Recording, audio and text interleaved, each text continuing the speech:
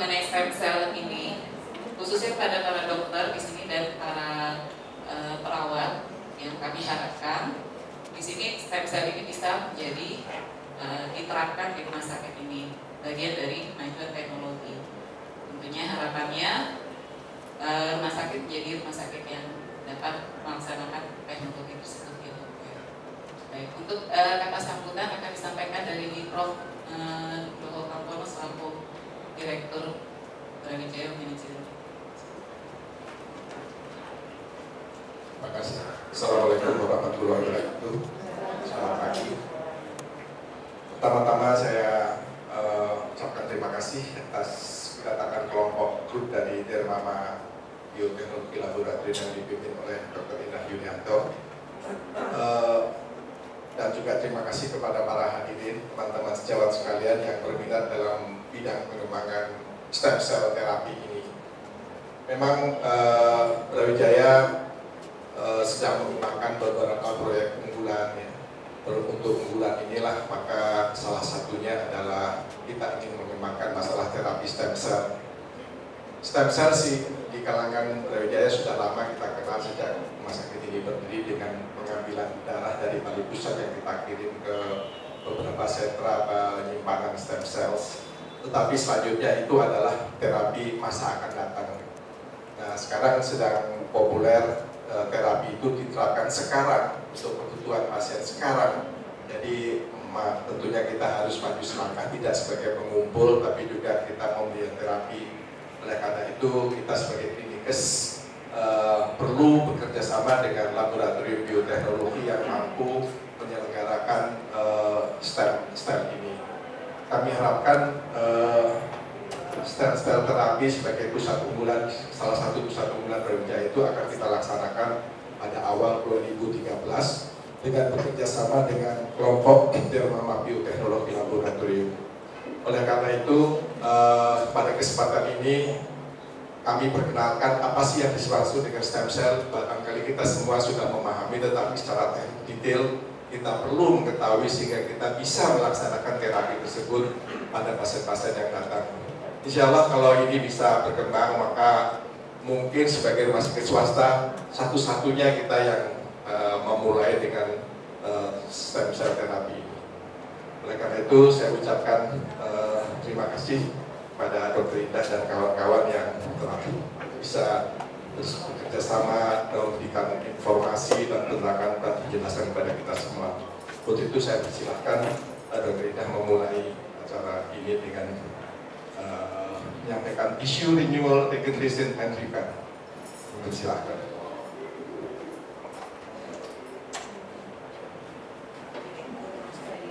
Brawijaya, Prof. Yang saya hormati teman-teman sejawat, adik-adik masih muda di sini, kemudian juga tim Dermama Bioteknologi yang tentunya saya dari Solo.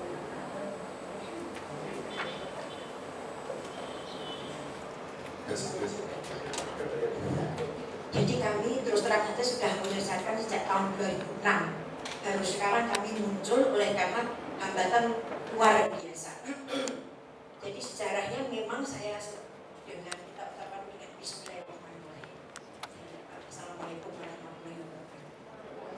Jadi pada awalnya memang kami sudah melapor kepada rektor UNS, rektor, dekan, kemudian terus berulang-ulang, tetapi kenyataannya tidak ada respon sama sekali. Kami ulangi lagi menghadap beliau, tapi akhirnya oleh karena kekecewaan yang luar biasa, akhirnya saya menghibur sendiri. Ya sudah, kalau tidak mau ya sudah, saya mau membuat sendiri. Oleh karena memang hobi saya itu adalah bekerja. Kemudian saya sesuai dengan S3 saya juga di dalam biological molekuler, mulai saya kerjakan dengan stem cell. Di sini kami mulai dengan tissue renewal, regeneration, and repair. Ini selalu kami menjawab pertanyaan pasien. Dok, ini bisa sembuh dok? 100% bisa. Oh, ini bisa kambuh lagi dok? Jadi itu selalu terus-menerus ditanyakan oleh pasien yang akan mendapatkan stem cell dari seluruh Indonesia, sehingga saya terus-menerus harus menjawab. Dan dengan judul ini, bahwa stem cell itu mempunyai 3 fungsi yang tidak dimiliki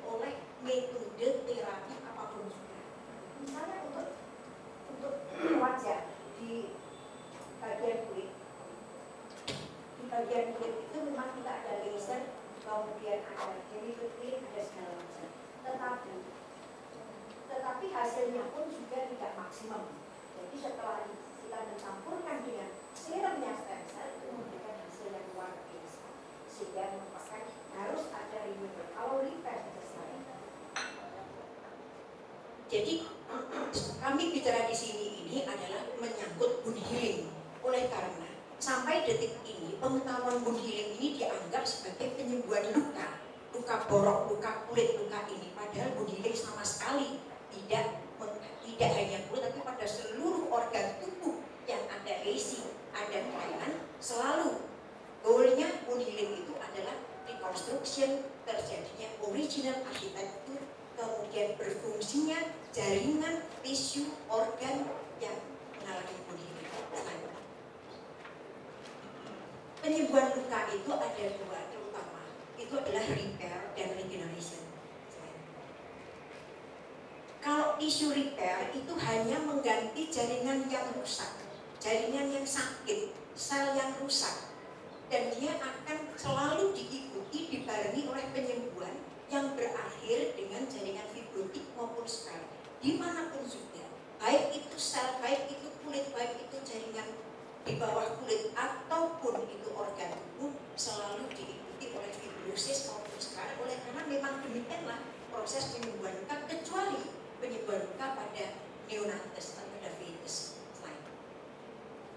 Sedangkan tissue regeneration, selain dia diganti oleh jaringan yang baru atau disembuhkan, dia mempunyai kemampuan sel-sel ini berdiferensiasi pada progenitor atau stem cell yang akan, progenitor ini adalah calon stem cell yang akan memperbaiki secara keseluruhan.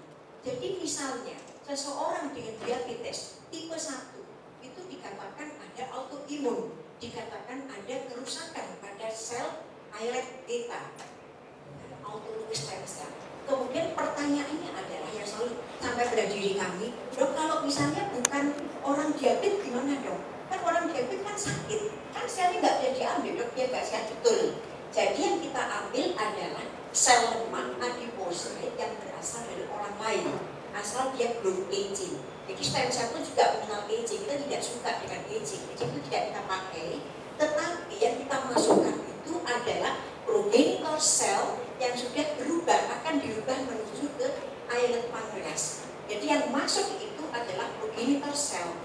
Di dalam microenvironment, di dalam tubuh, sel stem cell itu sangat jenius, homing cell.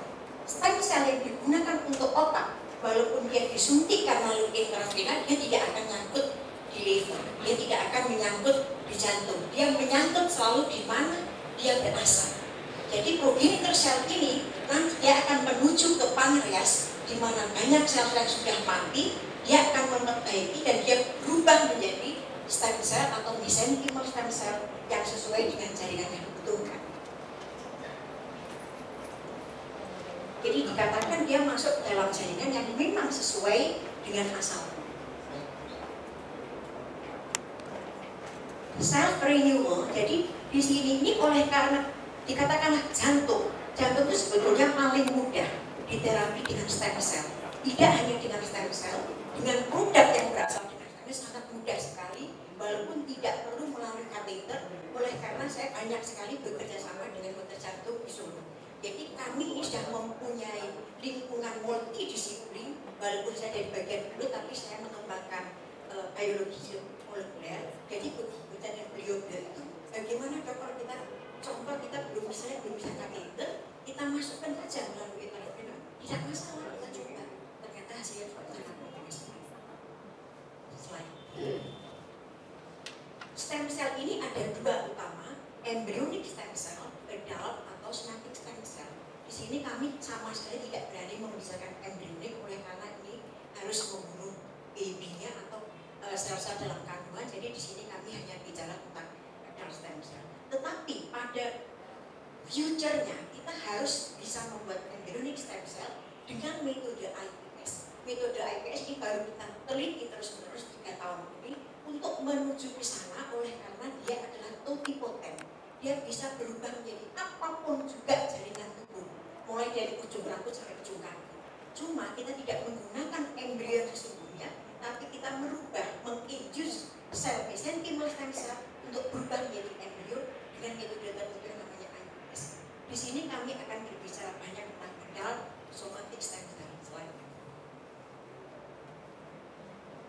stem cell itu banyak sekali sumbernya di dalam darah. Jadi kalau misalnya dia orang tidak mampu, kemudian dia orang yang sakit, kemudian dia orang yang kecelakaan tidak mungkin dilakukan operasi, kita bisa mengambil darah tepi. Jadi saya sudah mengembangkan ETC, jadi berbagai macam metode sudah saya kerjakan. Kalau dia tidak bisa dioperasi, stroke masa harus diambil lemaknya? Kan tidak mungkin. Oh tidak apa-apa, diambil darahnya saja. Atau misalnya dibantu dengan umbilical cord. Kemudian kita kembangkan sistem yang namanya endothelial proteinuria cell. Jadi ini diambil darah tepi yang nanti kita kembangkan dengan cepat untuk menjadi stem cell yang kita butuhkan. Kemudian neural stem cell, hepatic stem cell, tetapi yang paling banyak kita kerjakan adalah adipocyte stem cell. Oleh karena adipocyte stem cell ini sangat mudah, mengerjakannya sangat mudah, dapatnya sangat mudah. Kalau dulu orang gemuk takut, kolesterol tinggi, triglycerid tinggi, tapi sekarang orang gemuk sangat cantik di hadapan saya oleh karena sumbang dong lemaknya. Biasanya mahasiswa yang gemuk, ini dek, kok anda gemuk sekali? Iya dok, kenapa ya dok ya? Kurangi ya pinggulnya supaya cantik, ambil. Ini untuk membuat stem cell untuk pasien-pasien yang membutuhkan. Jadi kita saling mengimbang, tapi dengan penelitian demikian mereka tahu bahwa ini sangat penting sekali. Slide. Untuk human stem cell ini kita harus mengetahui definisi bahwa tidak selalu stem cell itu boleh diberikan pada orang yang sakit. Di Indonesia sangat beredar, sangat luas sekali adalah allogenik, xenogenik. Kalau dimasukkan adalah xenotransplantation. Bahkan banyak sekali yang menyuntikkan. Kami tidak mengerti asalnya dari mana.